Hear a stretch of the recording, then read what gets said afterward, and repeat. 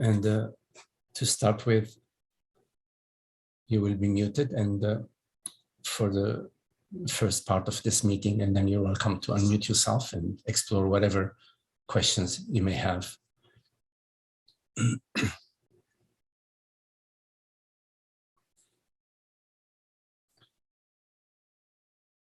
So if you could just turn your gaze inward, sit comfortably.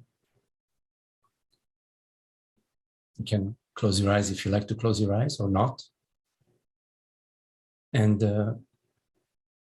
simply enjoy being. Rest, relax, sink into presence, into being, without any effort. So let your experience be what it is, whatever it is, whatever thoughts may appear to you, whatever feelings, sensations appear to you, not a problem. Remain available as presence without any personal interest, without any personal agenda.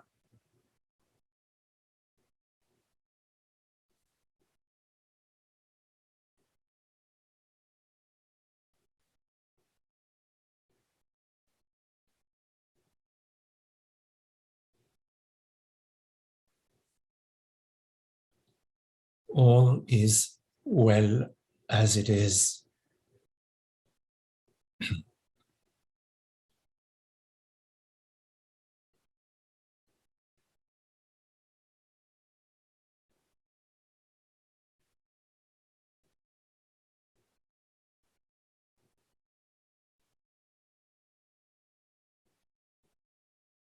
Notice that there is no effort involved in hearing these words. The hearing occurs spontaneously of its own.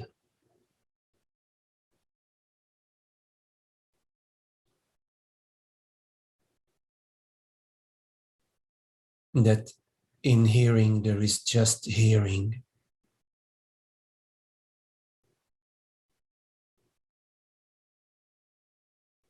There is no separate person out there doing the hearing.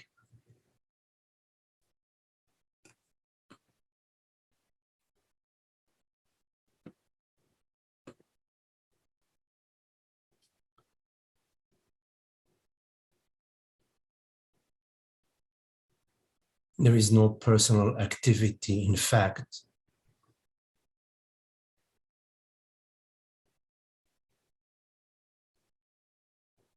In this moment of presence, effortless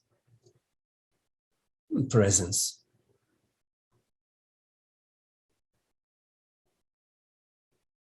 effortless awareness,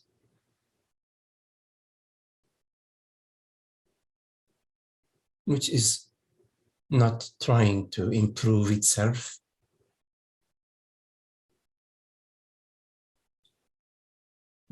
is not trying to reach any particular state.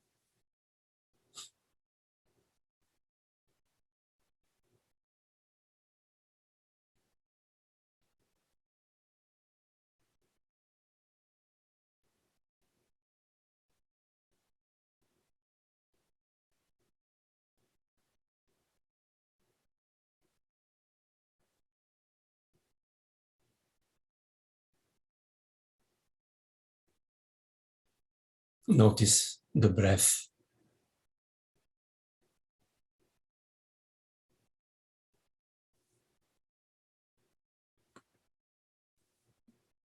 Gentle, effortless movement of breath.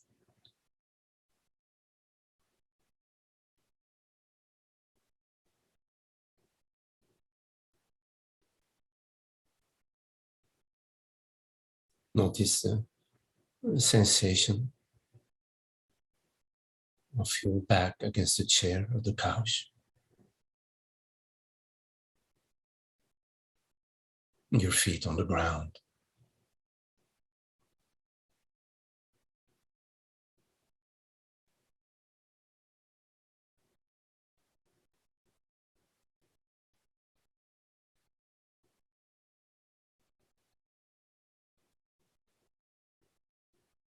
The sensation of your body.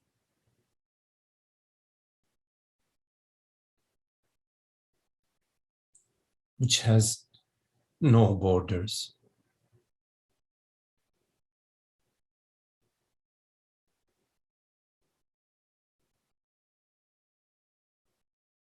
Experientially,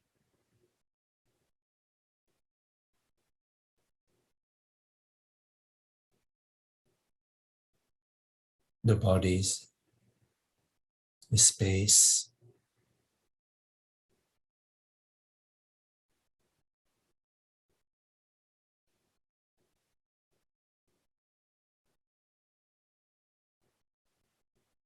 within that space, certain sensations arise.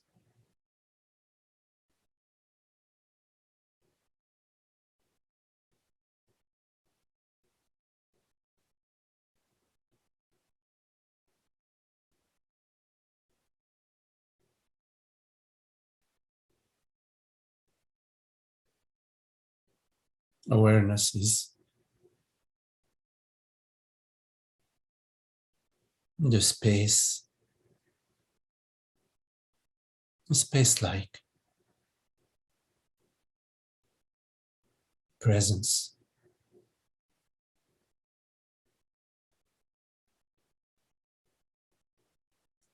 within which various thoughts, sensations appear.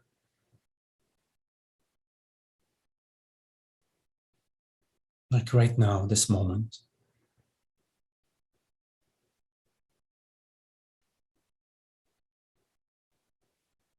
the thoughts and the sensation are many, very different expressions.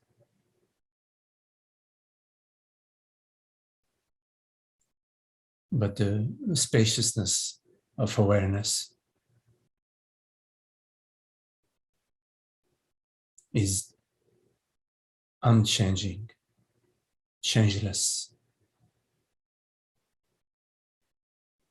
genderless, formless.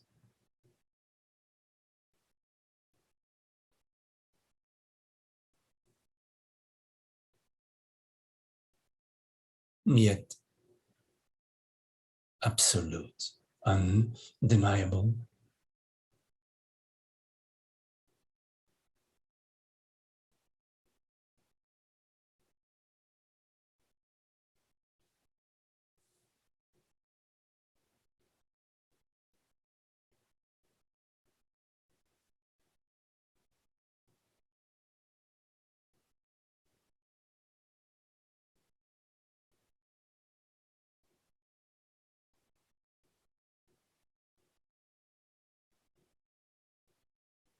Although awareness is formless and borderless, colorless,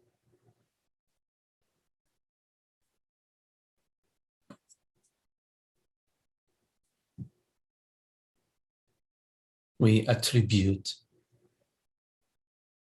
to awareness the qualities of body-mind.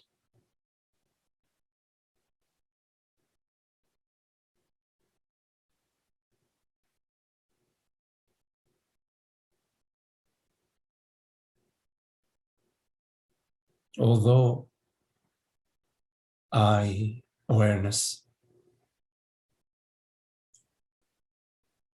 is formless,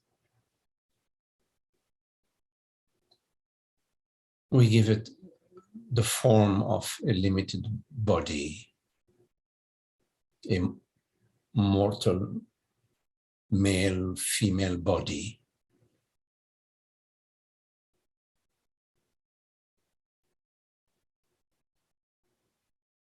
Although I awareness is undefinable,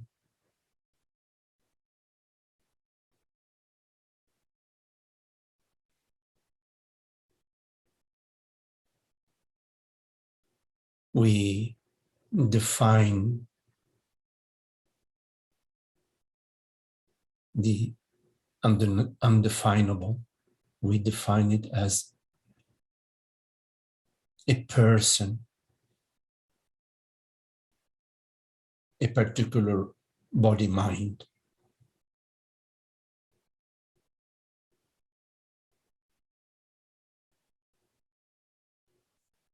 Although I consciousness, I awareness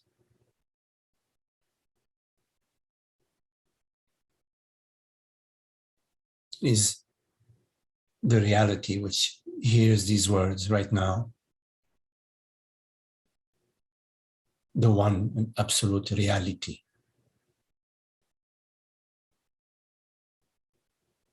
Instead, we attribute reality to the body, mind, and to the world.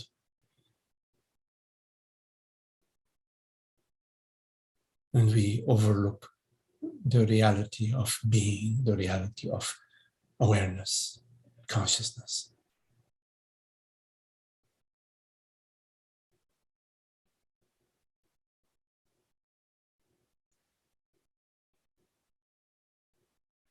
And in doing so, we experience the sense of limitation, isolation,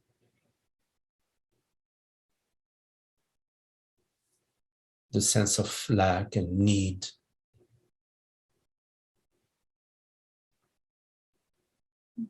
Personal desire,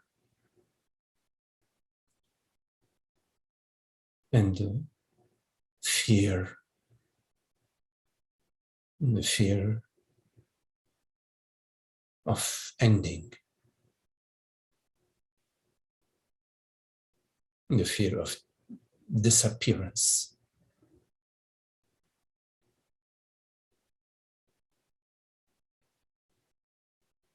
The disappearance of our loved ones,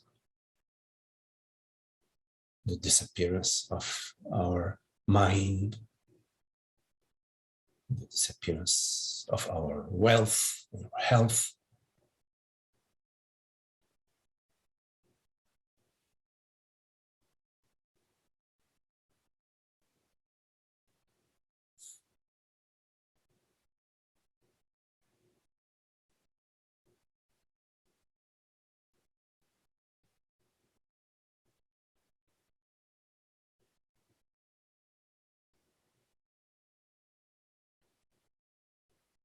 While our experience all along, like this very moment, is the experience of presence, of awareness.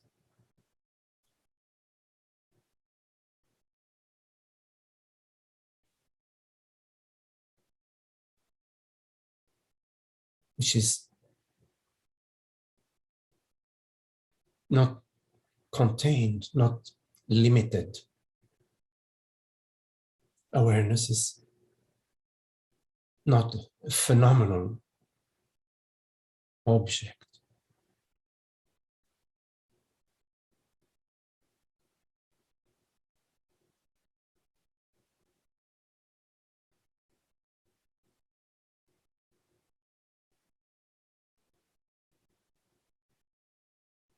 So the primary crucial understanding is the understanding that I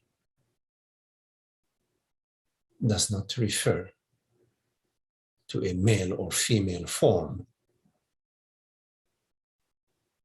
That I does not refer to an object born, existing in time and space.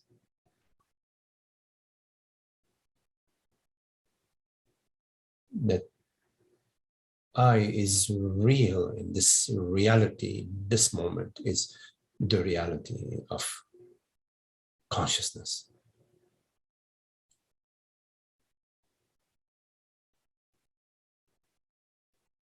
The reality which perceives.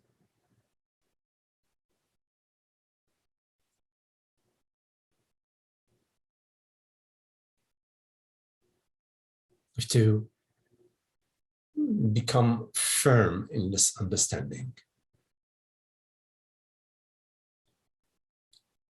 In non-debatable understanding about what I refers to. An absolute understanding.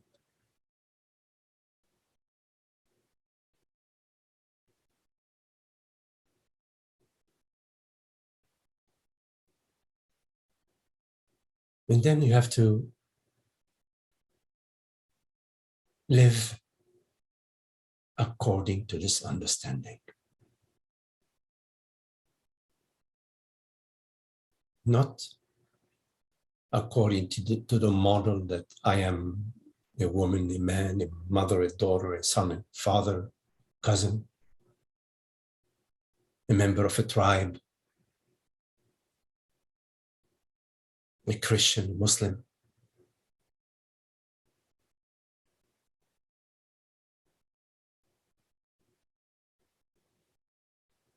But according to the understanding that I refers to this reality, the reality of awareness, of consciousness, which right now perceives this perception.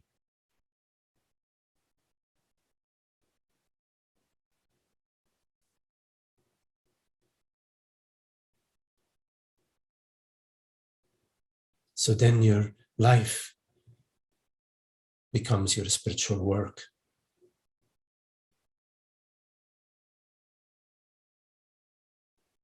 In relationship,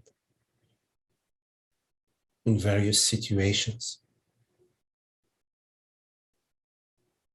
on the highway, in the market,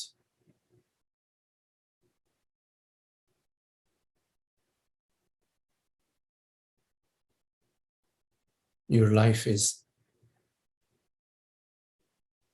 full of opportunities. While in the past, according to the model that I am this woman, I am this man, your life was full of problems. Now your life is full of opportunities. Opportunities to apply your understanding in the midst of what life is presenting.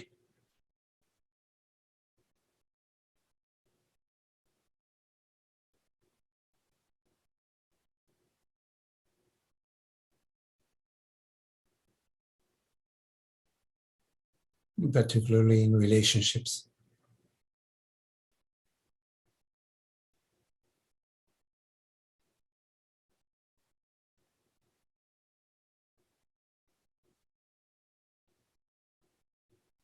Relationship is, above all, a relationship with oneself.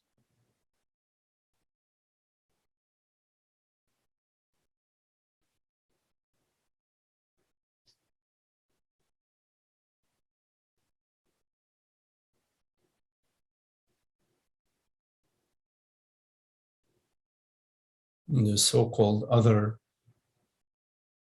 points directly to an aspect of yourself.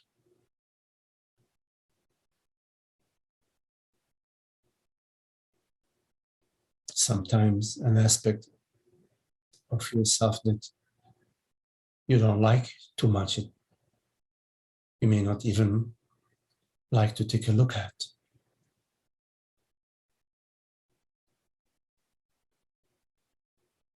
Some fears maybe, or some personal desire,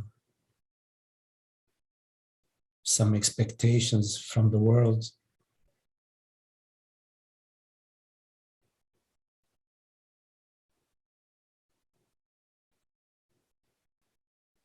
Some conditions that we place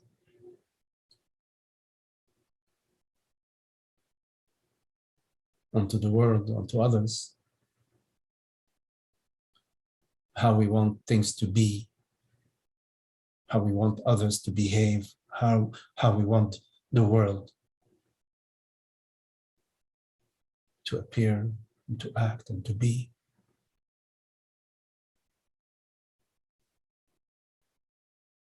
What is this I that wants the other to be the way we want them to be?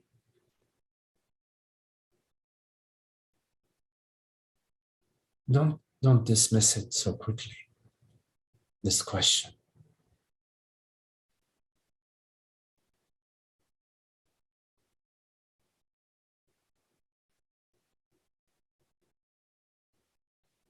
You have to live with the question.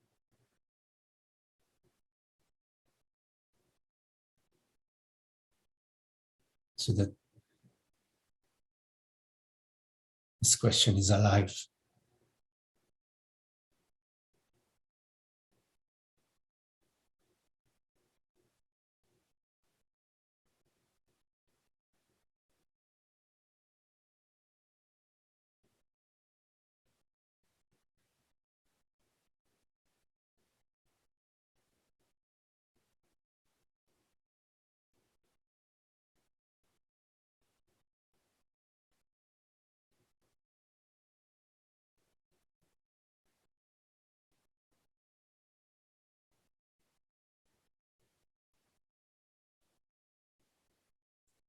For a truth lover, it is the truth that is alive in their heart and in their mind.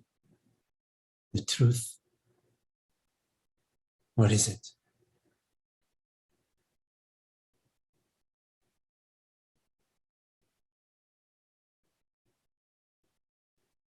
A living exploration, an alive exploration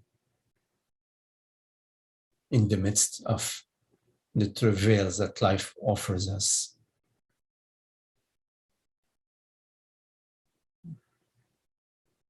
There is no separation between anything. Separate your life from your spiritual practice or your spiritual work, whatever that is. These are just words to separate your life from anything. It's a false separation.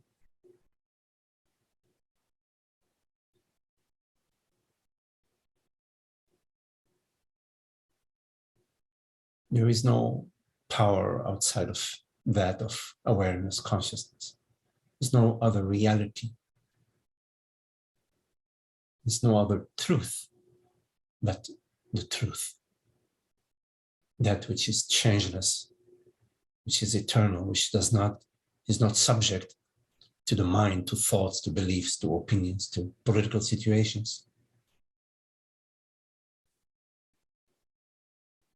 And in your experience, it is that which right now hears these words.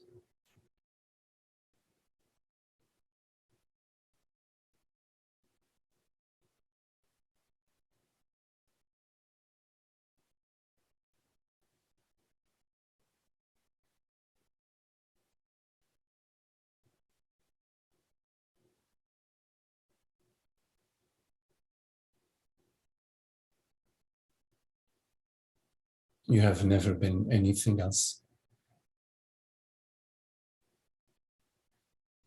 but that reality.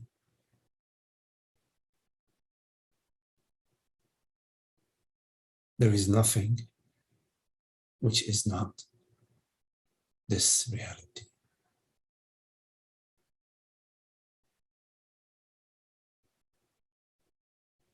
in fact, there is nothing but reality.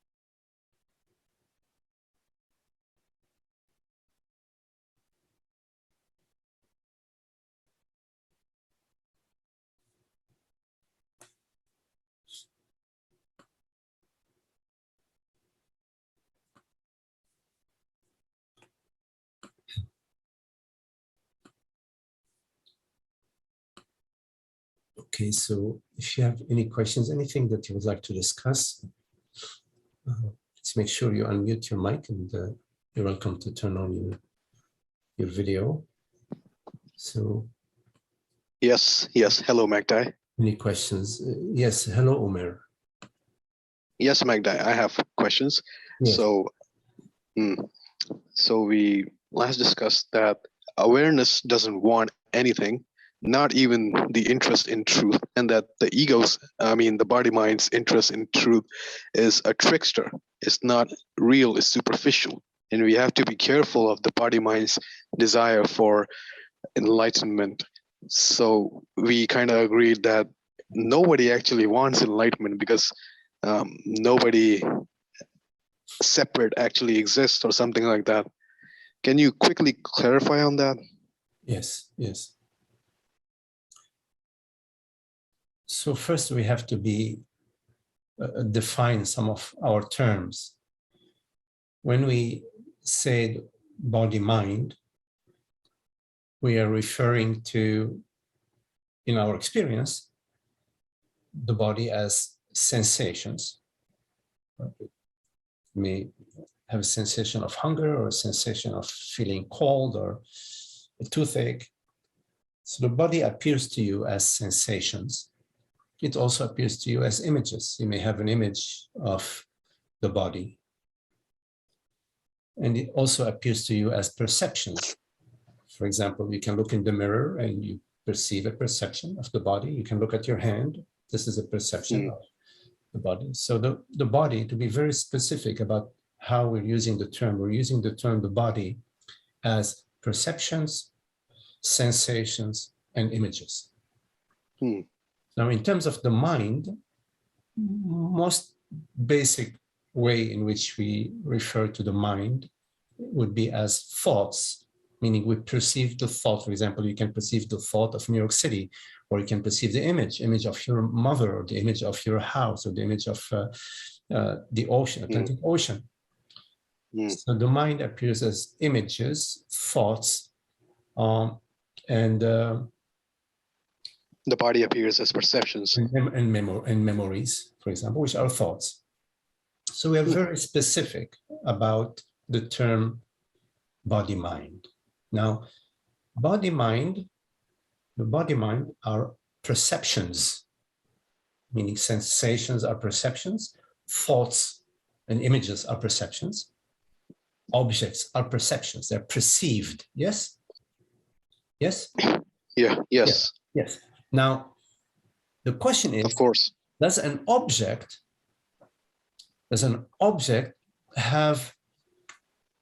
is seeking enlightenment? Is a thought, or is a sensation, is a toothache, or the sensation of hunger, is that seeking enlightenment? The answer is no. A sensation is not seeking enlightenment. A thought is not seeking enlightenment. A thought is an appearance. A feeling is not seeking enlightenment. A feeling is a sensation that appears in the body.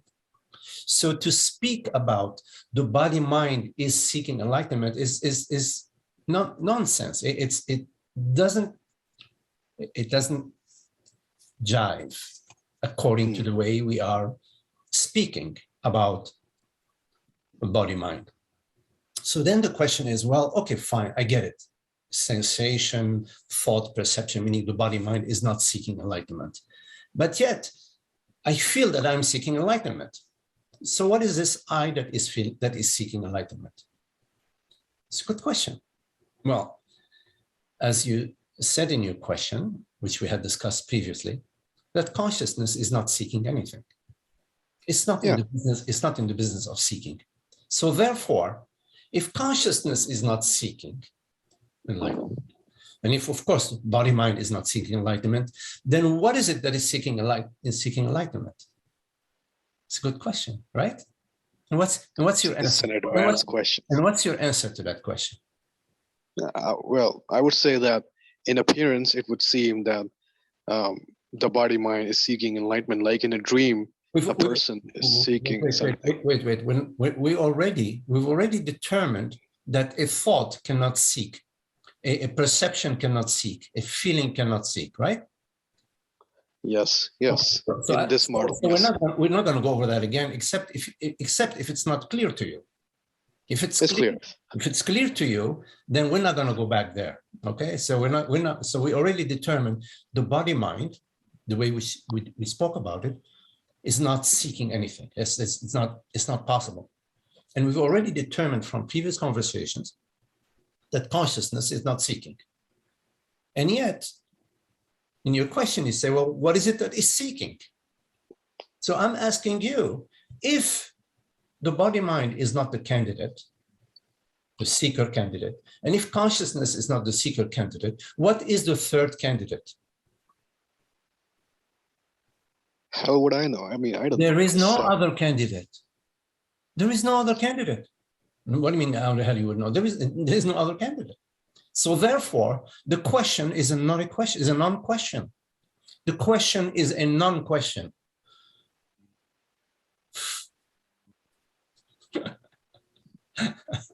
But we love our questions, don't we love our questions? I'm not going to let it go so easy, right? You're not going to let it go so easy. Yeah, we have to carry the satsang. All right, well, good luck. You find me a third candidate, okay? And I'll have a conversation with you. But otherwise, I mean, the conversation is over. Because this is why one question. This is why I said that it could be that the body, mind, and awareness are both on board with seeking truth. Like awareness is paving the way. Umer, I am not in a speculation business. We're not in the speculative business, because if we are speculating, then I think the little blue guys on the moon are seeking enlightenment. That's just good speculation. I would rather go with that. It's more fun. I like blue guys on the moon, you know.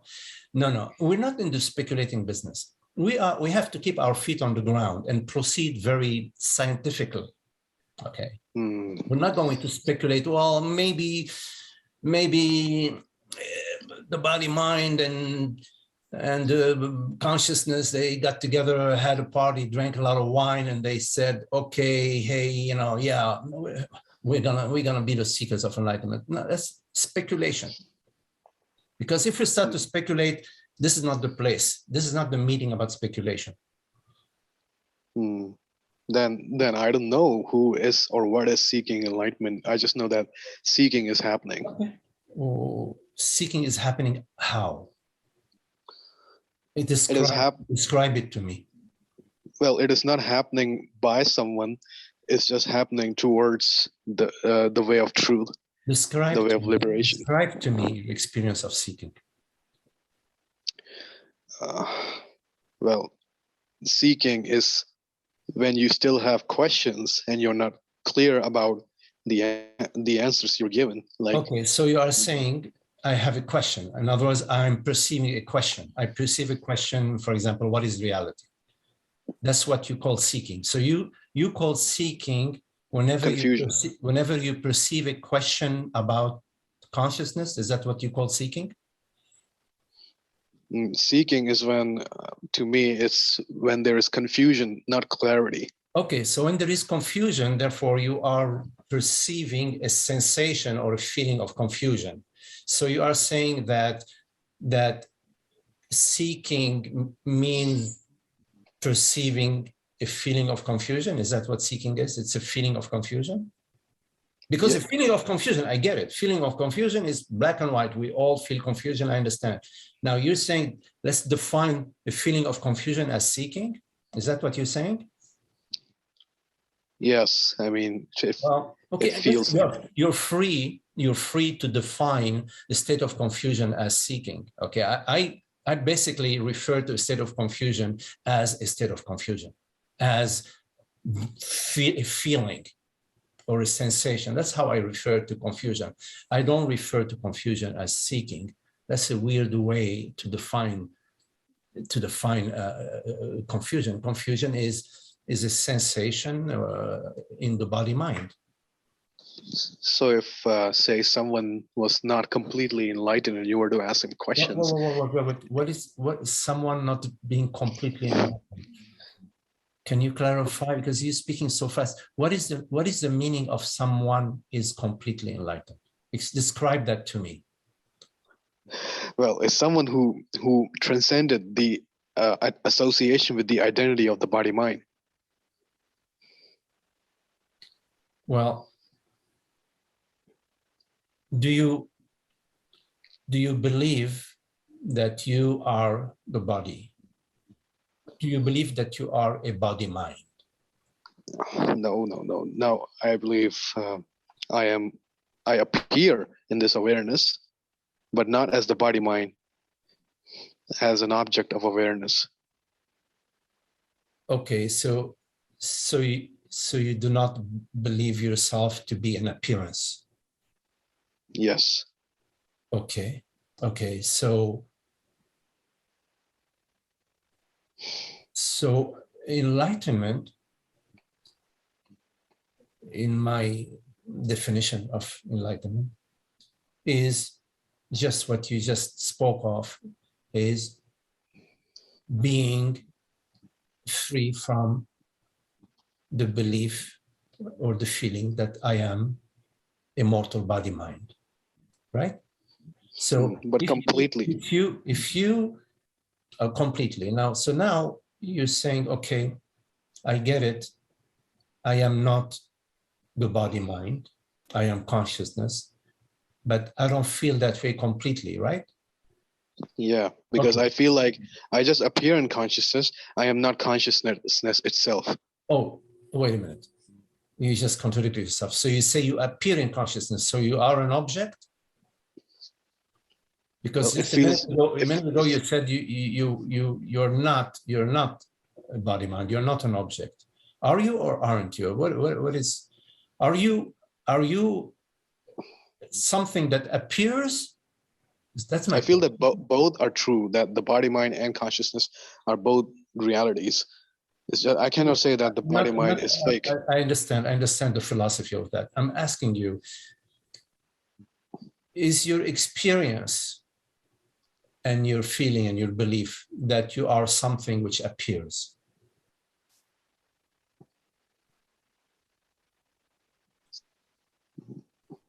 This is where the confusion arises.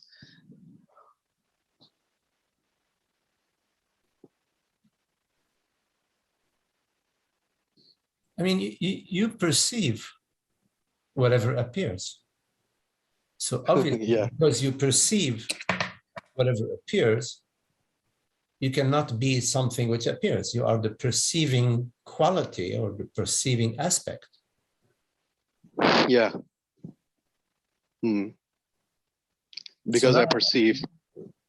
You're the perceiving aspect of your experience. You're not the perceived object, the perceived form. So once you're clear about that, what remains is for you now to live your life And it's going to be a process because there is a lot of conditioning about reverting back to I am this man, I am this person, I am this son, I am this student, whatever.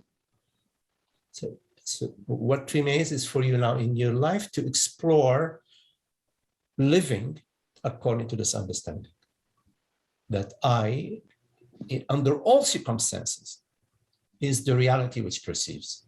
Under all circumstances is the reality which perceives. Right? So there's a process of exploration in life, in your life, so that this understanding that you have, that you are the reality which perceives, becomes part of your life, a natural part of your life, not something special, some natural part of your life. Yeah. So it should become second nature. Yes. Or first nature. Well, yeah.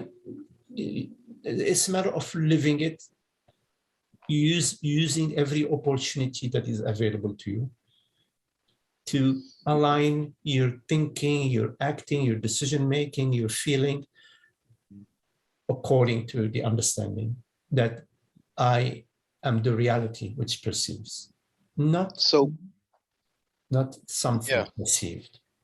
But who are we trying to convince? The body mind? No, there's no conviction. We're not trying to convince. First of all, did somebody convince you that you are the reality which perceives?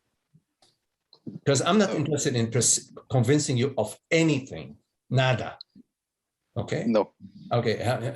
If it's not your understanding, it's not your understanding. I'm asking you, is it your understanding that you are the reality which perceives? Yeah, because it's here right now. Okay, so is it also your understanding that the reality which perceives is not made out of flesh and bones, is not made out of atoms and molecules? Yeah, it's not made out of anything. Yeah, it's just observing. So there is no convincing. If you are saying, yes, that is my understanding, then it is your understanding. It has nothing to do with anybody convincing you, right? I mean the body mind. Because you said the body mind moves in with the understanding, it merges with that realization. One thing at a time, you're jumping. We're talking about convincing somebody, okay? Saying, if it's your understanding, then there is nobody convincing you that you are the reality which perceives, right? Right. But not the body mind. Hold on. Okay. You have this understanding that I am the reality which perceives. Yes or no? Yeah. Okay. Now, you're saying not the body mind. No, the body mind is an appearance. Like right now, pinch your leg, you're feeling your leg, right?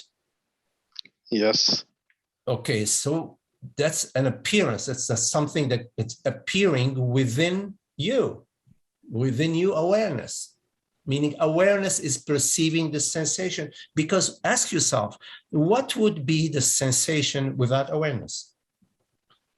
Just a sensation. It wouldn't be. No, without awareness, it would not exist.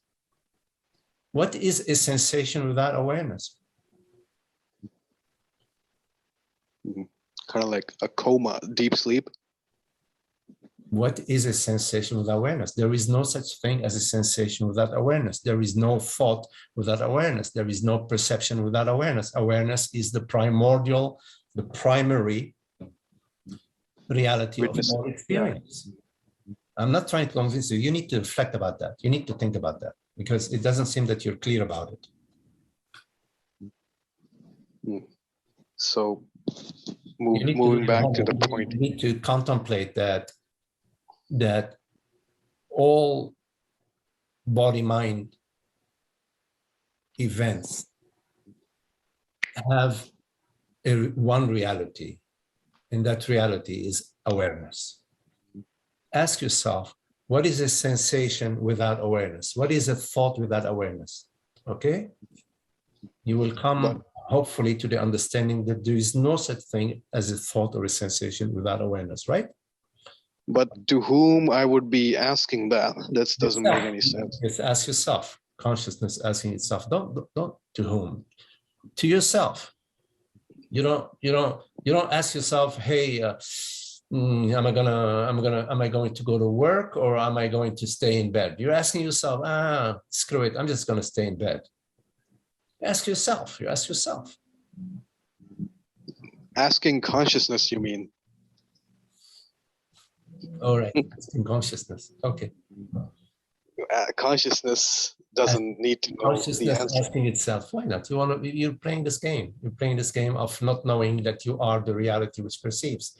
You're playing the game of not knowing that you are the reality of the mind, that you're the reality of the world. Okay, it's not a problem. So this is the paradox, right? What is your paradox? That there's something which is playing the game of not knowing, and yet at the same time consciousness is all knowing, and consciousness doesn't need to know. Well, if you are playing the game of not knowing, then you're exercising your freedom. Yeah. I mean, it's like a dream. And we enjoy our freedom. We love our freedom. And so we exercise our freedom. Okay? Yeah, okay, but Magda, one more thing. Okay. Do you know anyone who actually in your life did realize that they were consciousness completely and not the body mind ever again? Besides yourself. You know, in this knowingness, there is no one who knows. It's the end of the belief, or the end of the illusion that there is a separate knower. That's the final understanding. The separate knower is just a belief and a feeling. But do you know anyone like that? Maybe from your own family. I'm answering your question, but you want your question to be answered according to your own. Why don't you email me the answer and I will read it? I am answering your question. You just have to listen. Okay. There is no separate knower. There is no one who gets enlightened. Enlightenment is the understanding that consciousness is real. It's a simple understanding, and that consciousness is impersonal. And then live that way, living that way. But yeah, we often come to the understanding, yes, consciousness is real. Yes, consciousness doesn't belong to the body-mind, is not dependent on the body-mind. It is impersonal, it is universal. And then we go back to living as my good old self. Hey, get out of my way. I'm on my way to the top of the mountain. Get out of my way. So what's the point of your understanding if you don't live your understanding and you don't align your life with this understanding? If you get an understanding, if you arrive to a certain understanding, and then you abort living this understanding, well, might as well not waste your time, you see. So maybe it's the body mind. Do not give power to the body mind. The body mind has no separate existence outside of awareness, consciousness. There is no body mind in the realm of consciousness. There's only consciousness. Body mind is a figment of your imagination, a figment of the imagination of consciousness. It is just a play, like in your dream. When you go to sleep and you are dreaming at night, you dream of many people, of many things, animals and God knows what. You dream all sorts of things. They are real in your dream. They appear to you very real in your dream. But in fact, they have no reality of their own outside of your dream. The waking state is like that. Yeah, it's ridiculous. I mean, Spend your Why is it ridiculous? It's not ridiculous. Here we are enjoying a nice conversation. What are you talking about? It's groovy. It's cool, man. waking state is so close to the state of realization, yet it's not the same. It's an appearance within awareness. When you say awareness, Omer, replace the word awareness with I. Not with Umer or the mind or the body, just I. Just I.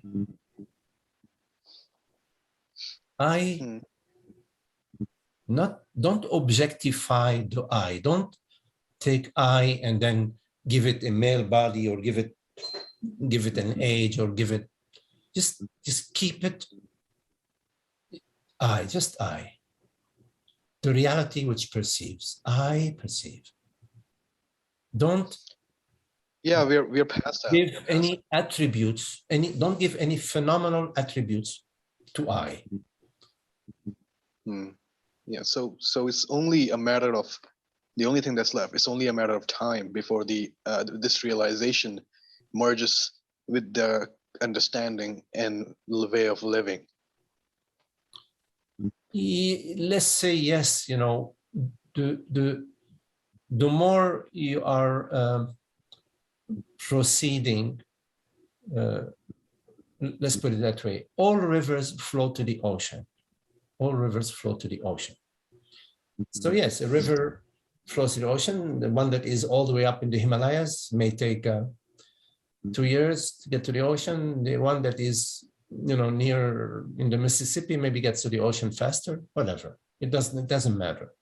That's all that is on the relative level. On the relative level, there is time. On the relative level, there is time. So in God's kingdom, time is infinite because God is not in a hurry, you know. He's not trying to catch the train, you know.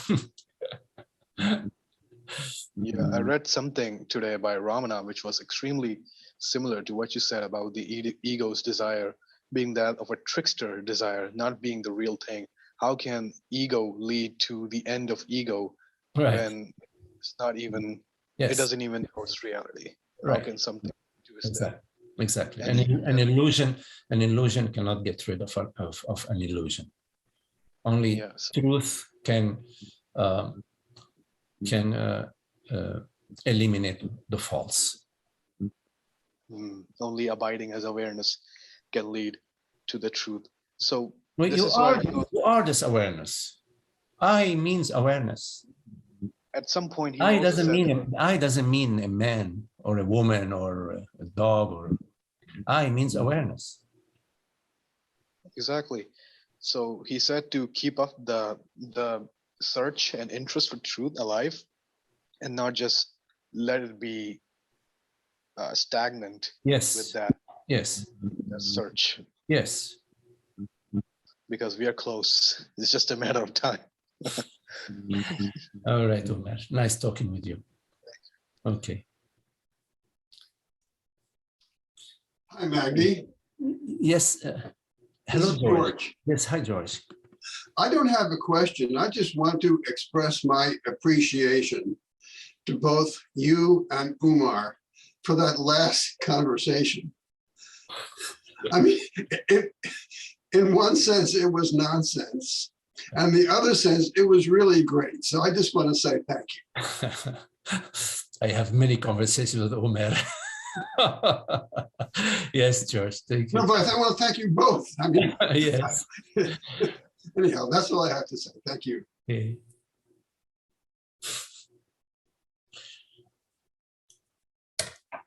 Any questions?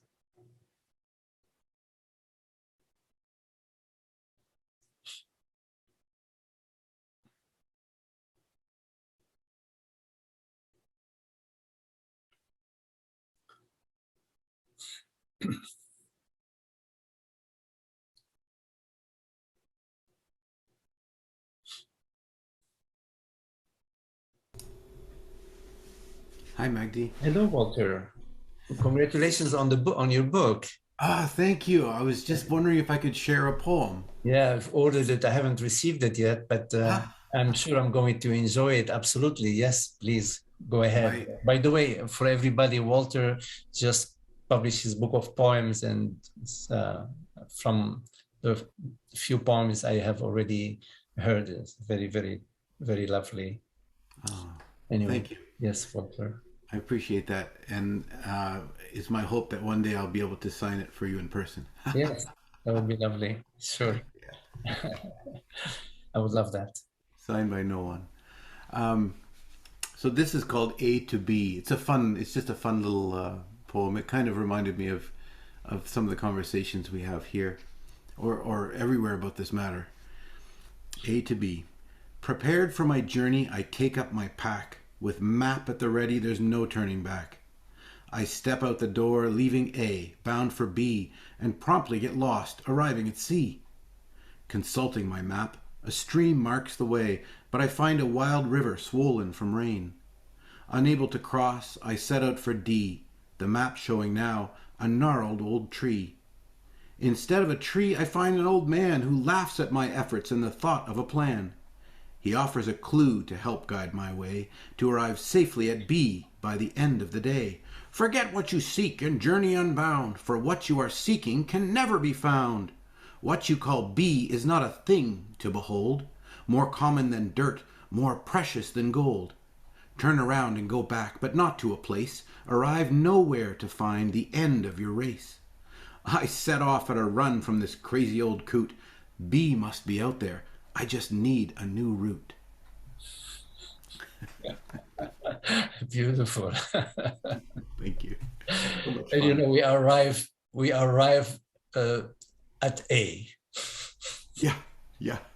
That's right. You're right. Yeah. Where there is this saying that in coming and going, we never leave home. Mm-hmm.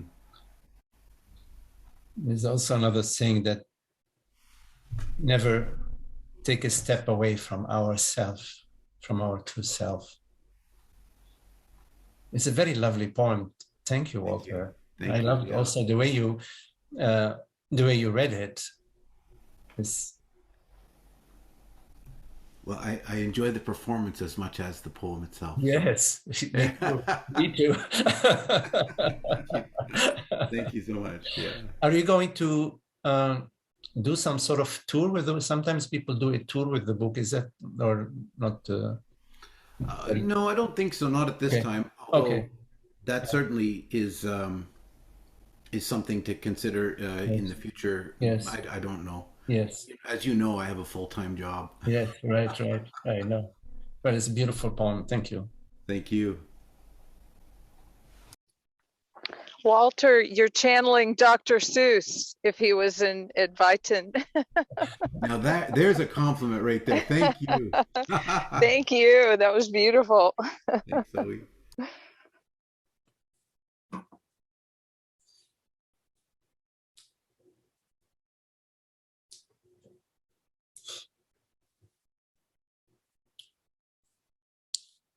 Any comments? Any questions? Anybody?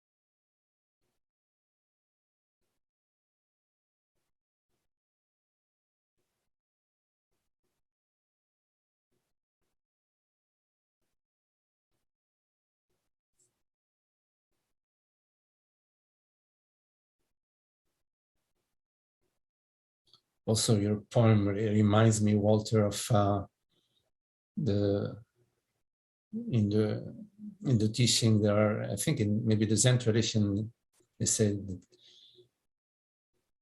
the mountains, first the mountains are mountains, the rivers are rivers, and then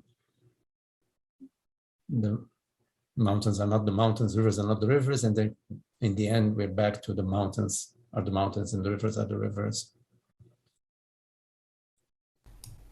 Yes. But in that latter, we know what they truly are now. It's like somehow the sky or the sunshine is always shining, but in the cloud cover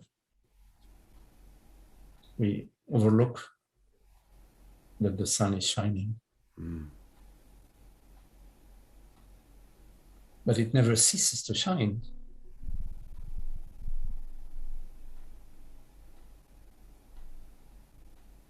You know, when we are experiencing ourselves as,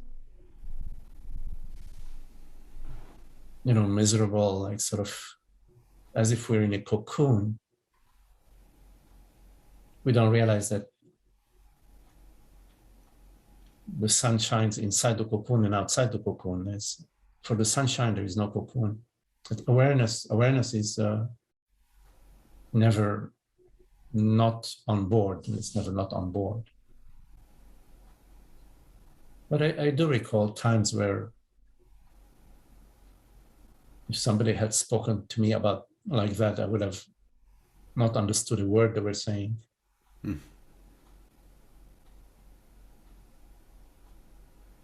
Magdi, I remember a vacation I took years ago. I went and flew in the middle of winter on my way to Mexico, and it was cold and it was dark and it was middle of winter in northern Canada, and the plane went up and then broke through the clouds, and there's the sun. Right.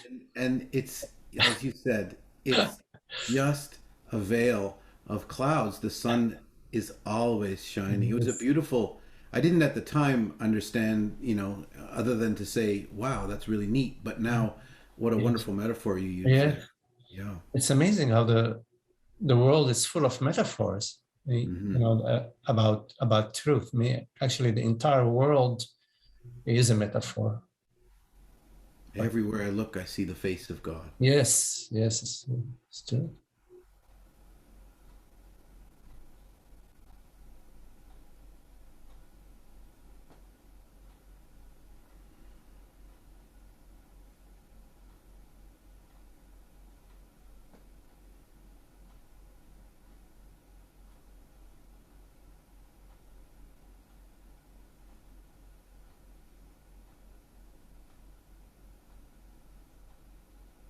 Any questions?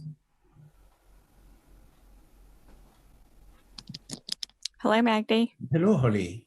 Hi. Hey, hi.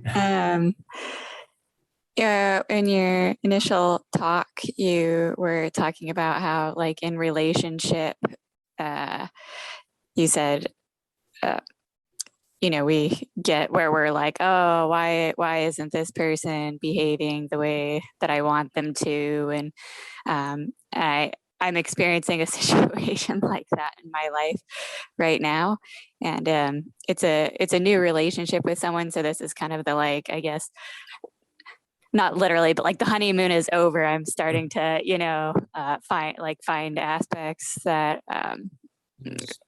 irritate me, or whatever, these sorts of things. So you followed that with in times like that to look at who is being who is that, that's feeling bothered, and this sort of thing. I wonder if you can go into that a little more. Yes, Holly. Thank you.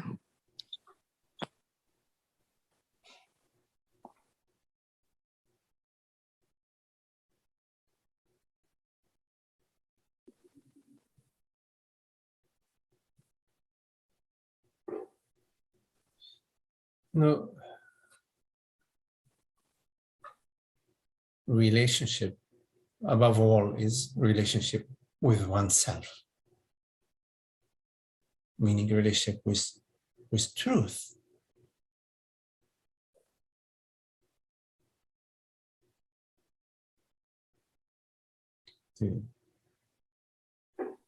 the understanding about reality, what we refer to as oneself, one and only one self.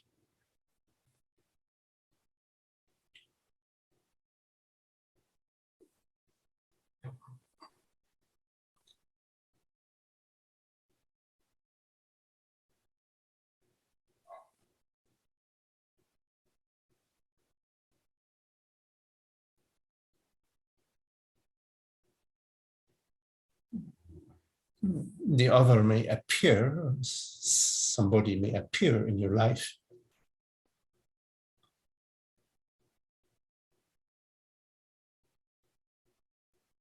that will trigger certain body-mind states.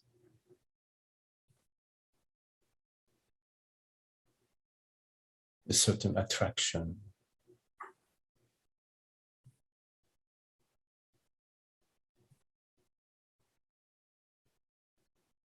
The higher attraction, the highest attraction, is an attraction that has no words to it. No, you cannot describe as a feeling, a sensation, as anything. You are sort of engulfed in the unknown.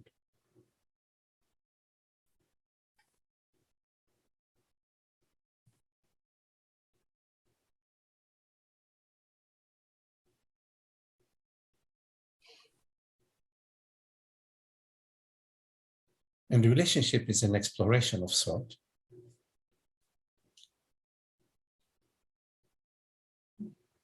It's an exploration of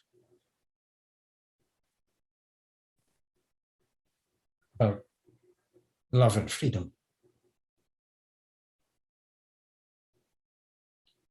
It's not about satisfaction or fulfilling desires.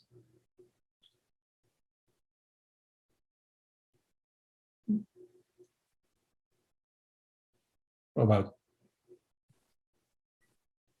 feeling something in particular.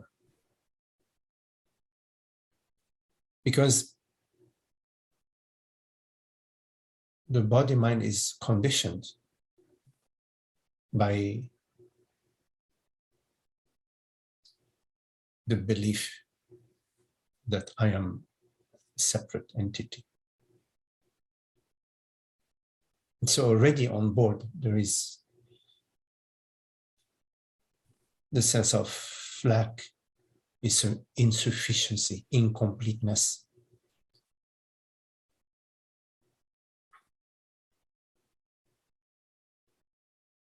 And the belief that that can be fulfilled, that sense of lack, incompleteness can be fulfilled in the relationship, via the relationship, which is a relationship. The phenomenal aspect of the relationship is what I can get from the relationship, what I can benefit, what I can feel, where I can go.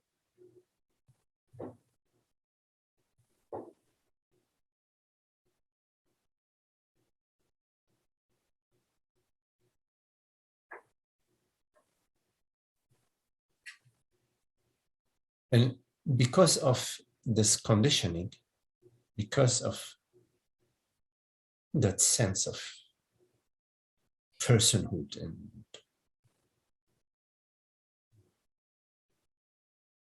limitation, of course it's false, but because of that sense of it,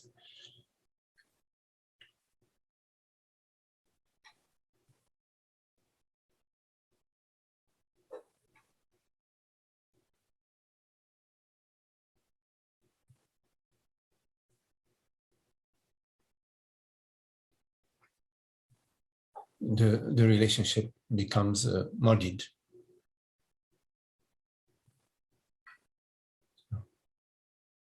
Now, the relationship, when it's God to God, it's a done deal. But when the relationship is person to person, then yes, there is, you say, a honeymoon, the honeymoon. There is the how we dance and how we appear to each other initially and person to person. But as the more you get to know the person, the more you get to know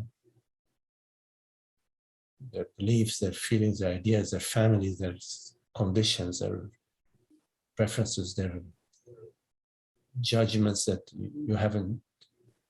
It takes time for those to surface, but they are there. But in the relationship, they start to surface.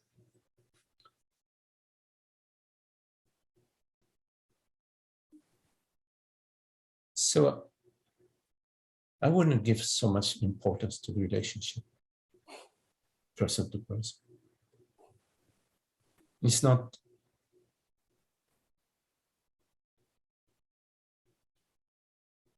the right fruit to squeeze, you know.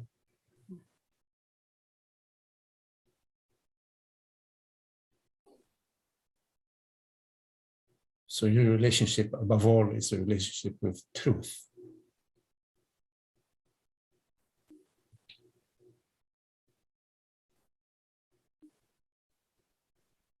So we maintain that flame alive, lit in our life, in all situations.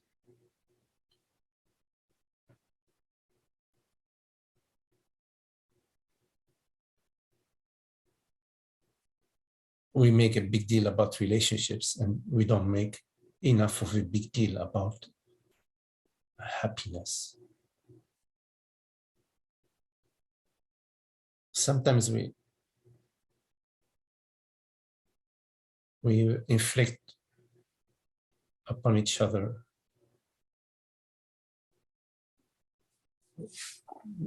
unhappiness, and not a sweet thing, you say.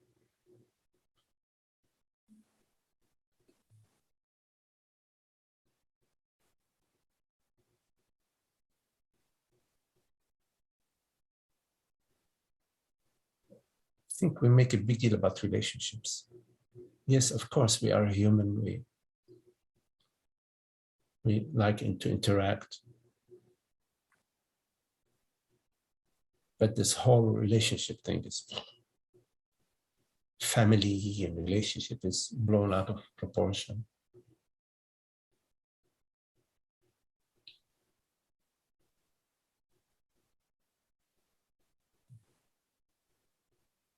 I've always been in relationships, you know, I should be honest. But I've always, somehow, it's not a personal thing, it's somehow that's how it happened here, that's all. That truth and unconditional peace and happiness have always been like way up there, beyond anything else. And yet, you know, I was in relationships and divorce, and again, you know, and I was responsible, at least as much as I don't want to put the stars on my no, I was taking care of what I needed to take care of in the relationship, listening, sharing, exploring.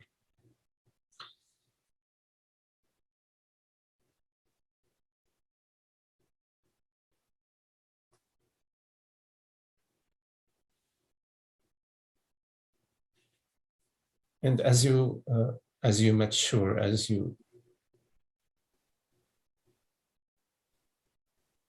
understanding evolves,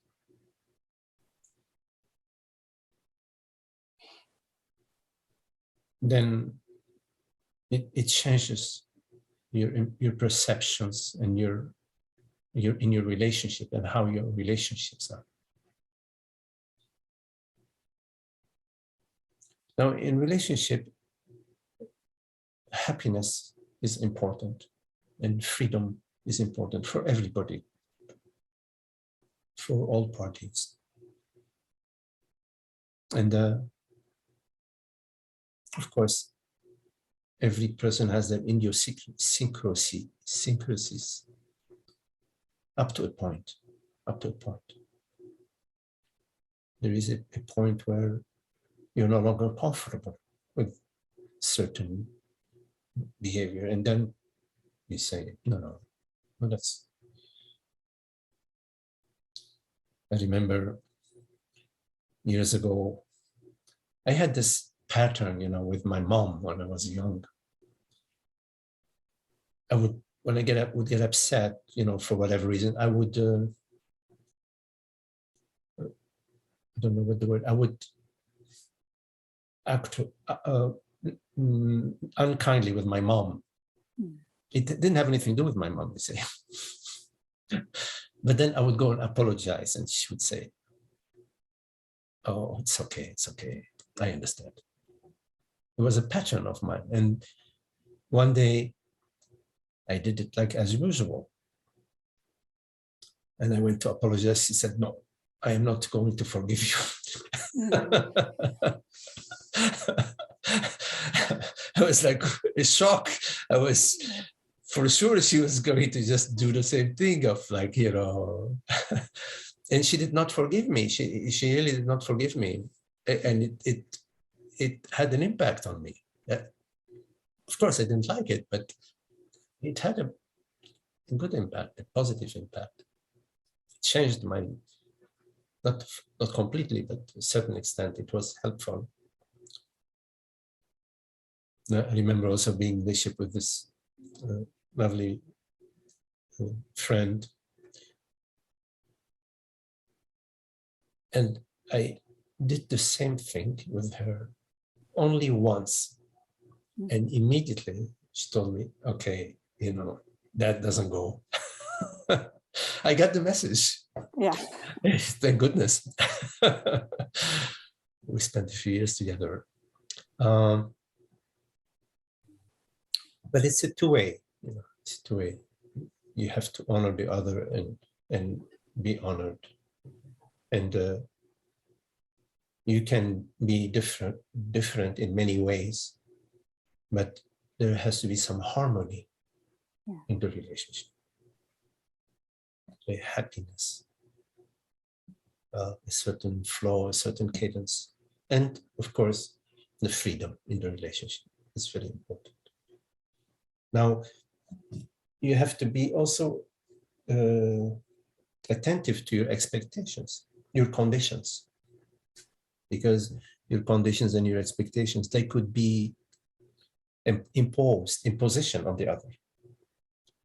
So you have to sort of be clear about your expectations, your conditions, and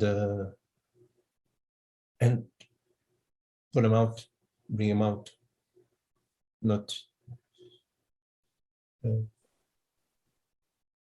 It's okay, to express it and see how it unfolds. So that's what I like. That's how I like to be. That's what I enjoy. Then we can explore it. And it depends. Some things you feel really strongly about. You don't want to negotiate too much around them. Other things, okay, fine. Okay, fine. Big deal. I can tolerate something different. I could. Yes, you don't know. Maybe you could. Right.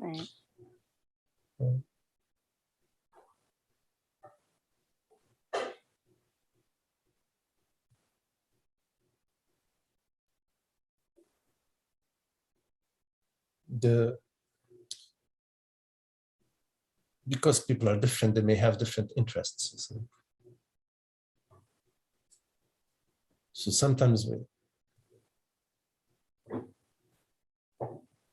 we don't like that. We feel that, oh, we're not sharing. You don't have to share everything. We could have different interests. And the judgment, you know, it's amazing how much I have in relationship with people who are different, who enjoy different things. I adopted the position of how interesting, you know, how interesting. It's interesting.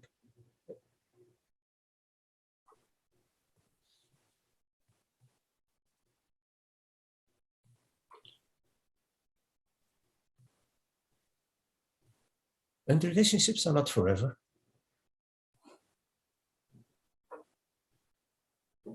Only thing we know for sure that's forever is awareness, consciousness. But relationships are not forever. And the love in the relationship is not my personal love for you. It is God's love that's expressing itself in our relationship. And God's love and my love are not separate. My love is in fact borrowed, you know, as a way of speaking.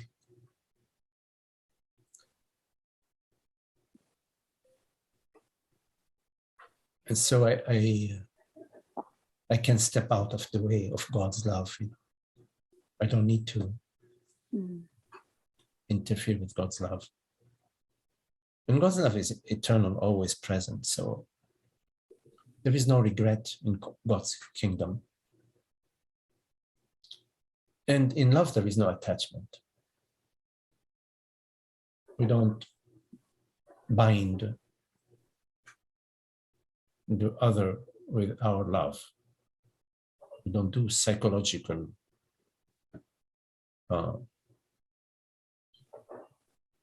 things, you know,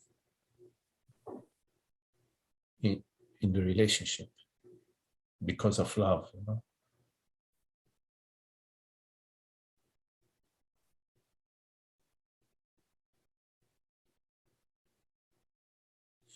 And then life presents challenges. I mean, besides, you know, the harmony between in the relationship with the friends, there can be challenges in life that take you on a roller coaster, you know, can take the relationship on a roller coaster. I don't know.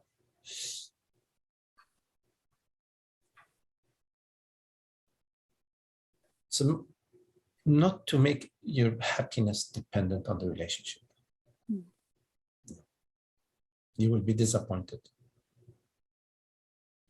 Be happy in the relationship, but don't draw your happiness from the relationship.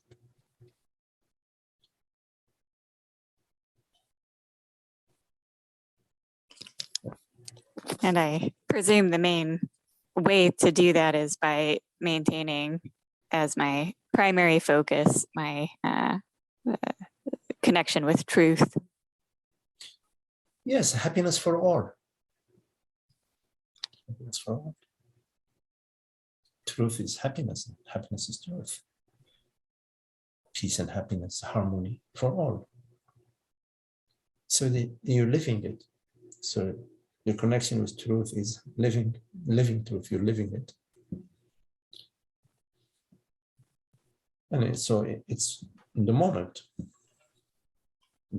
of whatever is going on, the interaction. Peace and happiness for all, joy for all, exploring, listening. We don't know. I don't, not to have a position, boom, boom, I'm like right. The rigidity. So let's see, okay. You can feel sometimes, you know, the emotion arising or something arising. Yeah. And you may be swept away by it. Okay, fine. Then that's what happened. But there is a possibility of also where you feel it, feel the emotion happening, and then you can just sort of be with it. Be with it, meaning you're not directed by the emotion. You're not using the emotion and the feelings as the decision, as the base of your decision. Mm-hmm. So yeah, there's emotion. Yes, I'm feeling it. Okay, first you need to be with it. You need to be with it, and then you can speak from being with it, because when you experience the emotion, and it's not all what's happening. There is something bigger than the emotion that's perceiving it. Then there is being. There is being. And being is the formless presence. Your being, my being, all of the being, universal beings, all beings, one being. So then there is being. And being is always connected to being. It's not separate. So there is already communication. There's a communication being to being as a way of speaking. Of course, there are two beings. So from what place you are taking your cues about your thinking, your perception, your action. Mm-hmm. So peace and happiness for all, fairness for all, honor for all, the freedom for all. They don't have to be like you are. They are who they are. So, Right. who they are. And of course, you are not the sacrificial lamb either.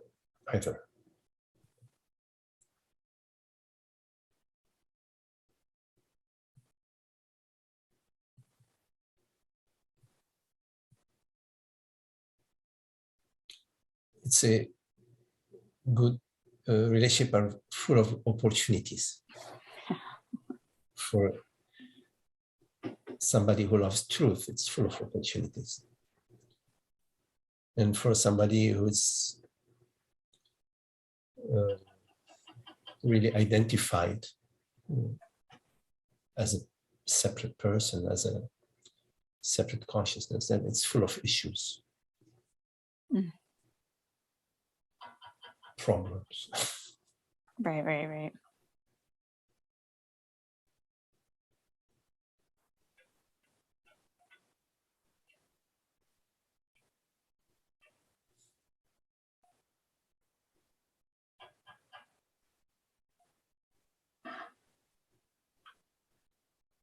You are the entire relationship.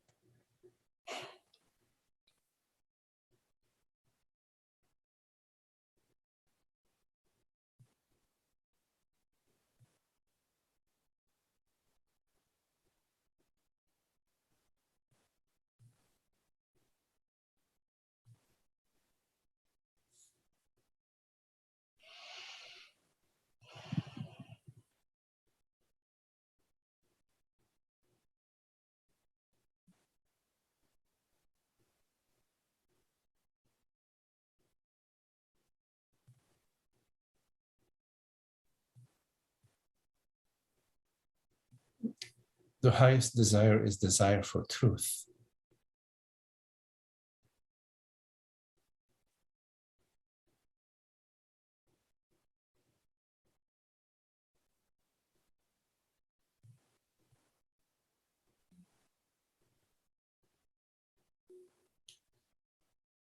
Sometimes we understand that,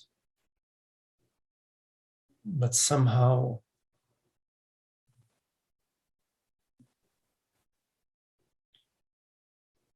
we hesitate. Mhm.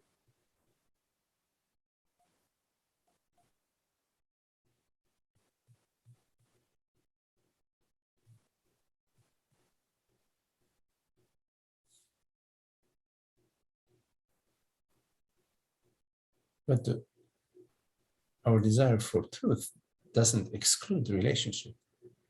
Mm.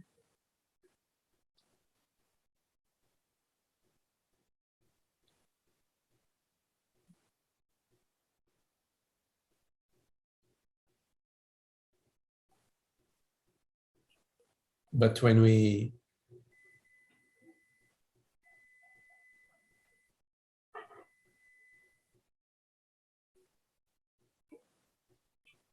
approach the relationship solely human to human,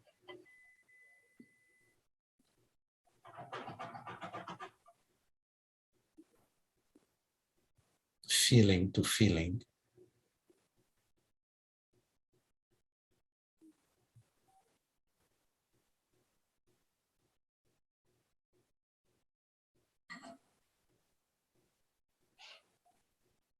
it's limited, it's limiting.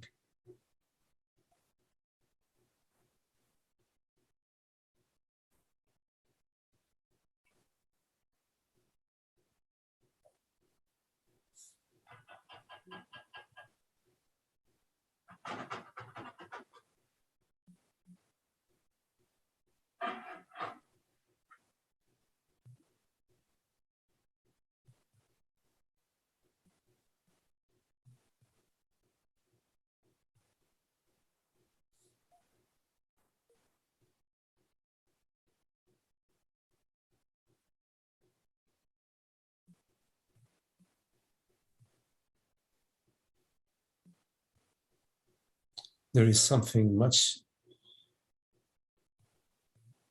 deeper, stronger, profound than attraction.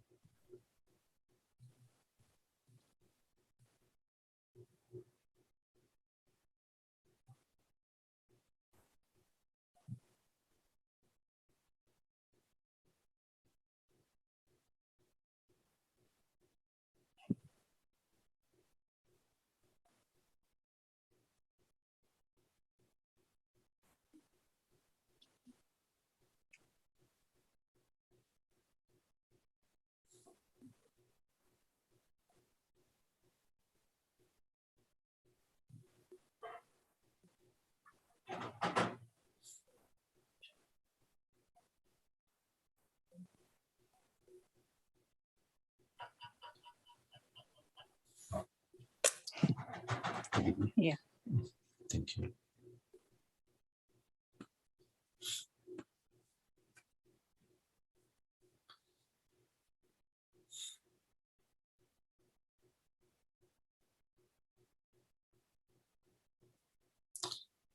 Okay, well, very lovely to be with you all. Magdi, Shiva. bonjour, bonjour. I'm just jumping in to just very personally, unpersonally, to express my thanks for this amazing, wonderful satsang of today. Okay, Shiva. Thank you. Merci beaucoup. Hein? Yes. Yeah. Grace. Trish. Holly. Walter. Umer. Frank. Jenny. Raoul. Hello, Raoul. Kestley. Hello, Kestley. Mina. Thank you, Mike. Yes, Mina. Hello. Thank Emmanuel. Hola, Emmanuel. John. Hello, Thank Zoe. you. And Lucas. I'm sorry if I overlooked anybody because images kept changing. Thank you all. Very lovely to be with you. Thank you. Thank you, Thank Magdi. you all. Thank you. Thank you. everyone. Thank you all.